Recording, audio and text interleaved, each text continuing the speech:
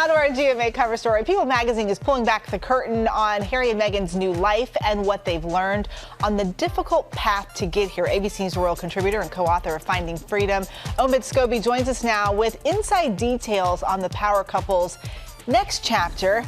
Good morning, Omie. Thanks so much for being with us. Thanks for having us over here. It's great to talk about this, the book, and of course, so much going on with Harry and Meghan at the moment, so we'll have a lot to unpack. So there are some big lessons the power couple has learned in recent months. Tell us about some of those. You know, Eva, that was what was really fun about working on this piece with People magazine, was really looking back on the lessons learned over the past 18 months for the Sussexes.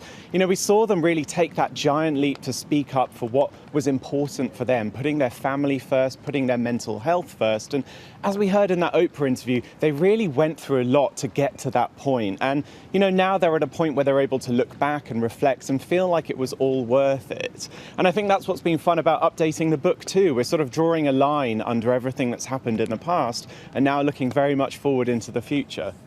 During that sit down with Oprah back in March, the couple opened up about their love and respect for Her Majesty the Queen. What's the latest on that relationship with the Queen?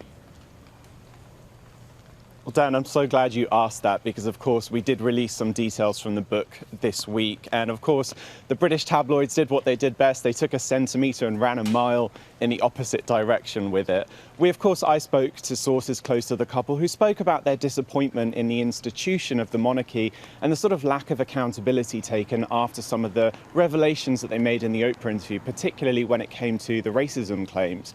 But when it comes to that relationship with the Queen, it is as strong as ever. They have nothing but love for her. Of course, we saw them name their daughter after the Queen's very nickname. So that really gives us an insight into that close relationship. And, you know, it's great to be able to put that right today.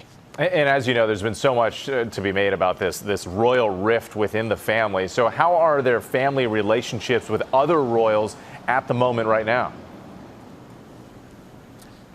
Well, updating the book, I did get to speak with sources that had spoken to us throughout the journey about those family relations. And unfortunately, because of the little amount of time the Sussexes have really been able to spend here in the UK, you know, Meghan hasn't returned since they stepped away.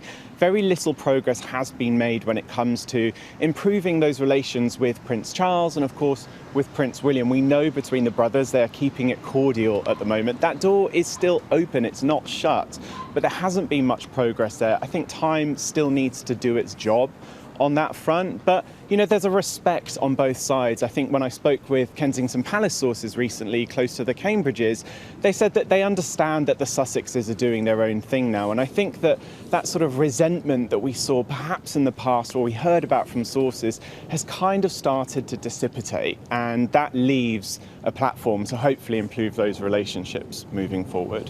So what's next for the couple? We hear they have a lot in the works.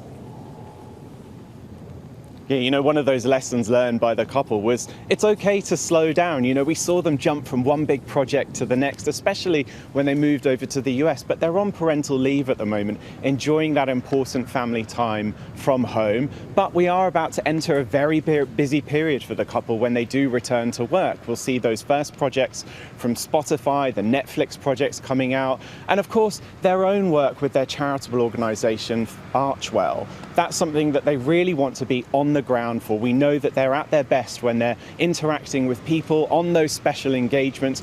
Because of the pandemic, we haven't seen much of them for that reason. And so this is finally going to be a chance to see them showing us what they're doing in the US and why that move was so important for them. All right, Omid, thank you so much for your insight on all of this. Of course, for more on this story, you can pick up this week's edition of People on newsstands right now. And Omid will be back here on GMA Monday, August 31st, to spill the tea on the new chapter of his book, all about Harry and Meghan. It's called Finding Freedom.